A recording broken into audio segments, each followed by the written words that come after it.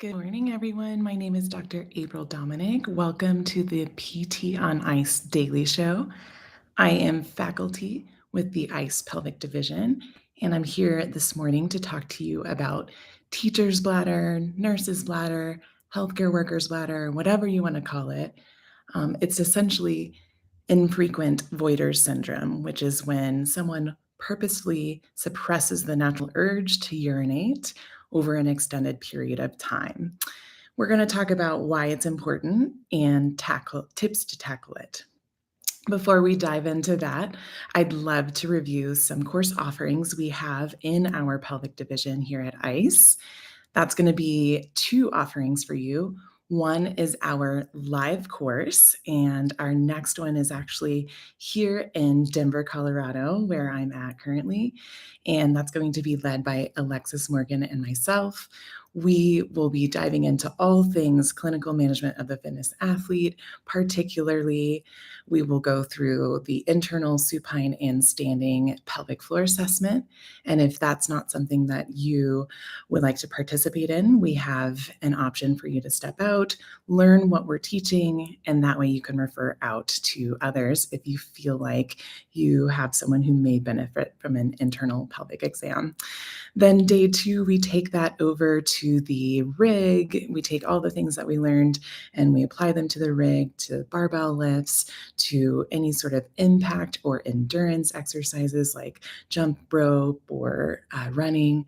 And that is our day 1 and day 2 of the live course. So we hope to see you there.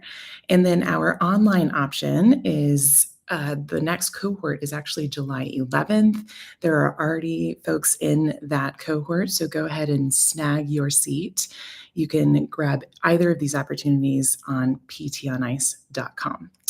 So let's dive into our topic today. Again, we're talking about nurse's bladder or healthcare worker's bladder, also known as infrequent voiding syndrome. And so again, to define it, that's going to be an individual who purposely delays the urge to urinate over an extended period of time. And so they're going to have a voluntarily large amounts of urine in their bladder that they're just ignoring the urge to void. So we're going to talk about two main occupations, but this can affect anyone. It just so happens that teachers and healthcare workers, specifically nurses, have been studied for this. So in terms of teachers, why are they suppressing the urge to urinate? Well, that would be because they often cannot leave their students, especially if they have little students, right, or younger students. They can't actually leave them alone. So that limits the number of opportunities that they have to actually go to urinate when they get the urge. One study asked teachers to determine, hey, what are the top factors that affect your quality of life from your job? So what are the things in your job that may affect your quality of life? And the number 3 reason that they listed was using the restroom. So they cited using the restroom was negatively affecting their quality of life. In that study, a quarter to, or about 7,500 individuals reported the lack of opportunity to use the restroom, and 1 out of 2 reported inadequate bathroom breaks. And then even if they did get a break, they weren't actually able to use it. So we're thinking maybe during passing periods, right? That could be an opportunity for a teacher to run to the restroom quickly. Well, sometimes students come up to them afterwards, after class, and ask questions, right? Or if they have a parent-teacher conference or something like that, that might start right on the dot, and then they don't have time to head out to the bathroom. So that is, from a teacher standpoint, a couple of reasons why they may be suppressing the urge. In terms of healthcare workers, we're thinking of folks who may be working in very, very busy clinics with high volumes, or folks who are working in hospitals. So in in the 90s, this particular syndrome, infrequent voider syndrome, was dubbed that because there was a study that looked at nurses and they found that 70% of nurses in that particular study suppressed the desire to urinate during their workday. That's quite a bit. 7 out of 10 of the people that they studied said, hey, I'm suppressing the urge to urinate. So that's where this syndrome came from. And in 2016, I looked at another study on nurses and midwives, and there were 4 major reasons that they uncovered for infrequent voids for nurses and midwives. Number 1, we can all relate to this, patient care first mentality, right? So these nurses and midwives are so incredibly passionate, and they want, right, the best for their patient. And so sometimes they feel like that they can't leave the bedside, or maybe for purposes of like, hey, this is a very vital situation, right? Also thinking about people in the OR, whether it's physicians or techs or aides, like a lot of times you can't leave the OR for many hours. So that is one reason that they reported for infrequent voiding. Another reason was they had poor communication with their superiors on why or when and how many breaks that they could take during their workday. And then insufficient staffing, that makes perfect sense. And then inconvenient location of or cleanliness of the bathroom. So of those 4 items, I feel like a few of them are modifiable. So how great would that be if we could just focus on changing a couple of things, and then maybe quality of life would be a little bit better. So why do we care? Why do we care if someone doesn't use the restroom in an extended period of time across 8 to 12 hours? Well, it could result in lower urinary tract symptoms down the line, and we'll go through what those are, as well as, hey, these people may need to be put on long-term medication use or may have to have surgeries for the development of chronic bladder issues later on. So before we dive into more of what those lower urinary tract symptoms are, I want to go over some bladder basics. And we're going to talk about bladder capacity, how much urine can it hold, voiding mechanics that are healthy, and then voiding frequency. So what are kind of our standards? So for functional bladder capacity, for someone who is a vulva owner, they are going to be able to take about 500 mils of urine in their bladder. So the bladder will stretch to allow for that much. Versus a penis owner, they are going to have about 700 mils that they can have in the bladder.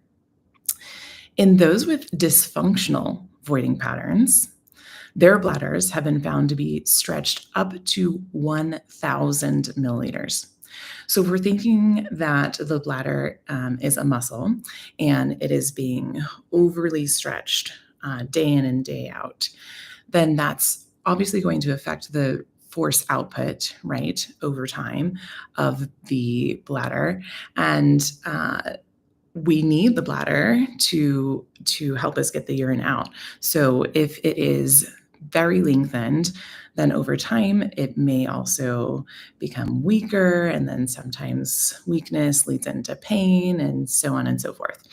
So that is something to think about for the folks who are holding urine for a long period of time. In terms of standards for how to pee effectively, there are nerve fibers in the bladder that respond to the increased filling of the bladder itself. And when it gets close to at capacity, then it sends a signal to the brain saying, hey, we should urinate now. Peeing should be passive. So next time you're on the loo, go ahead and take a second and feel what is actually happening in your body. What's going on with your abdominals, your breathing, your pelvic floor, all those things. Ideally, there are two major things that happen when you are urinating. Number one, the pelvic floor muscles actually relax, and that sends a signal to the brain that it's go time. And then the second thing that happens is that voluntary contraction of the detrusor, and that's the bladder muscle, and that essentially gets the pee out.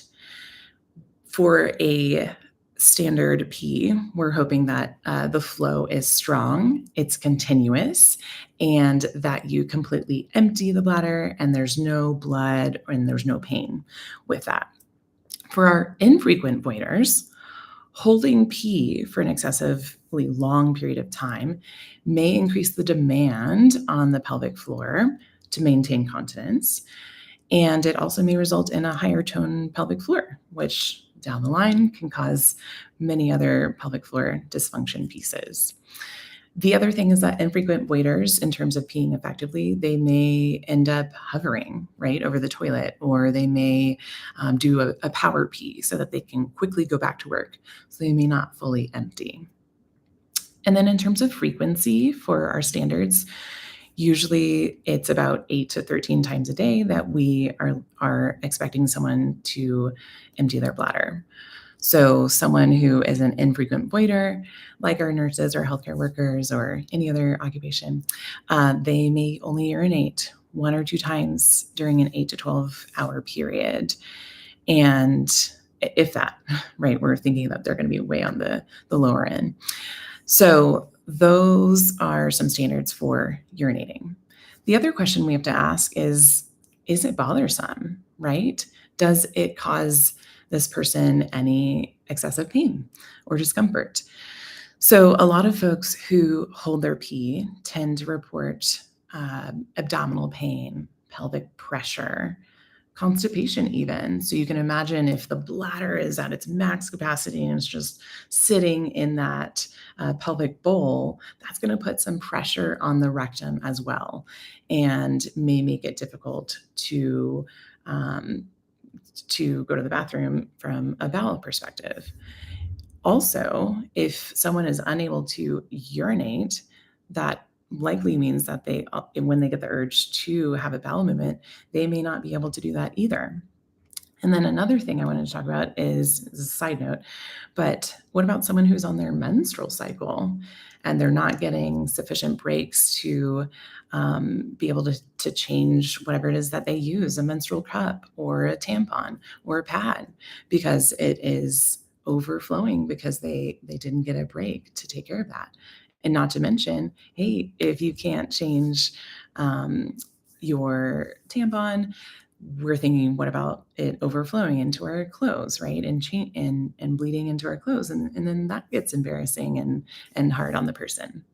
So those are some things to think about when considering why it is that we care about whether someone's urinating over an extended period of time or not. And not to mention, all those things can be very distracting for their job duties.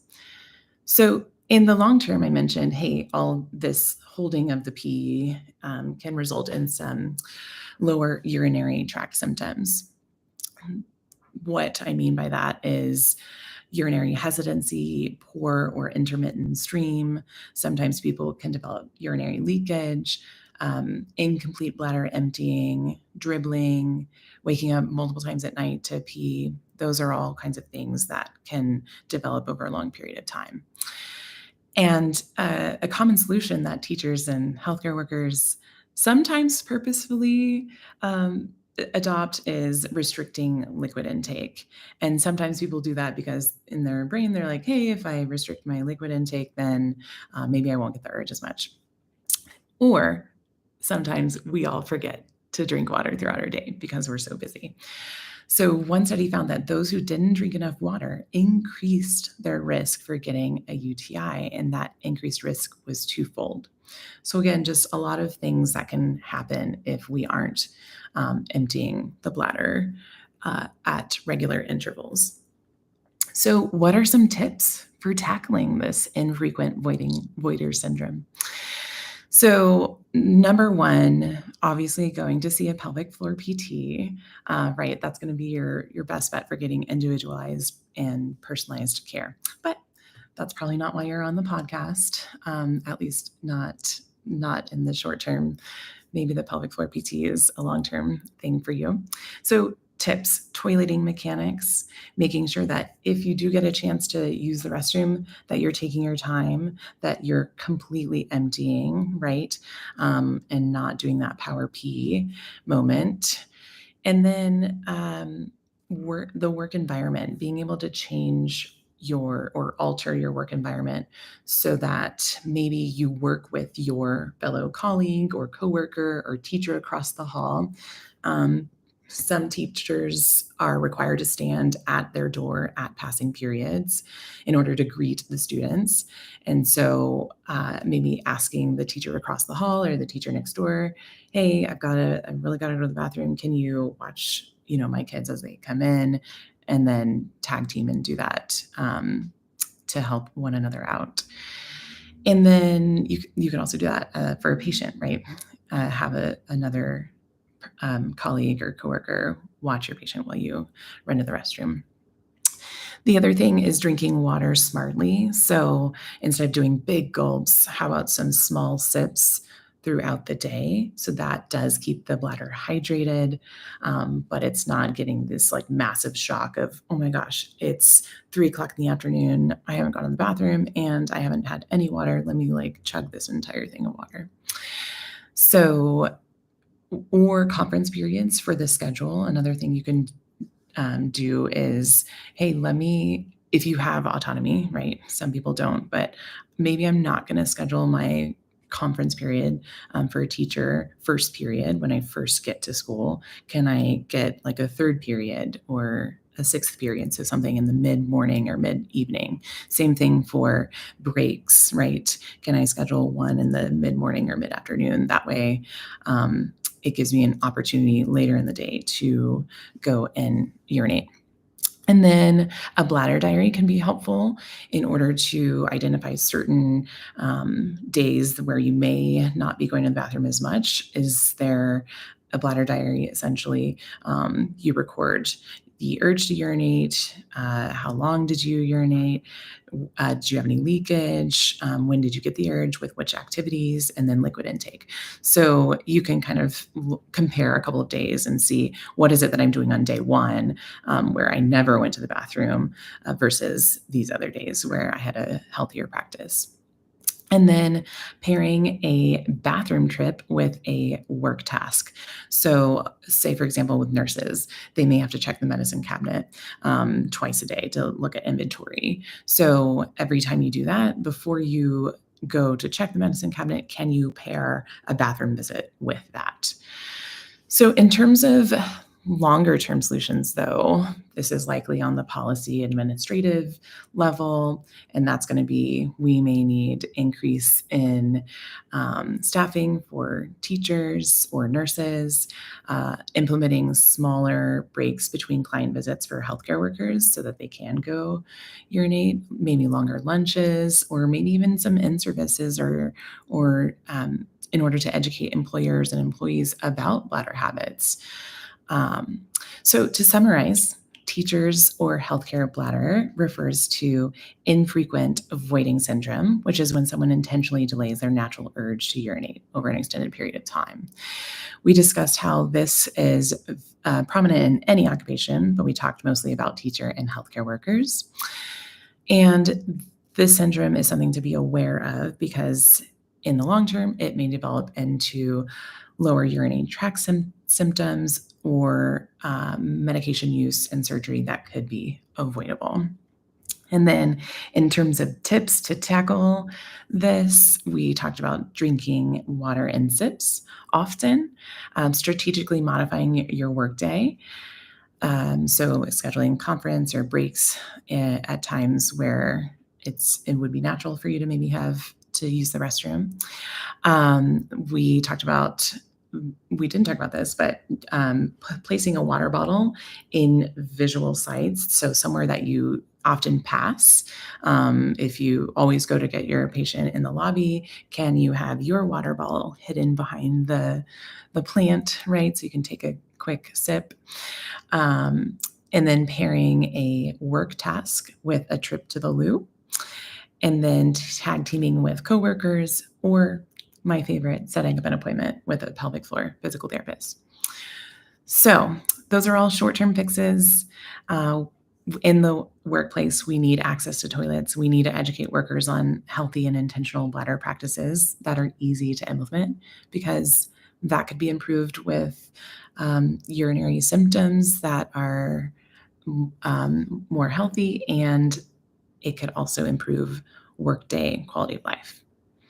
Thank y'all so much for listening, and I hope you have a great day. Try not to suppress your natural urge to urinate during the workday if you can, and head to the loo.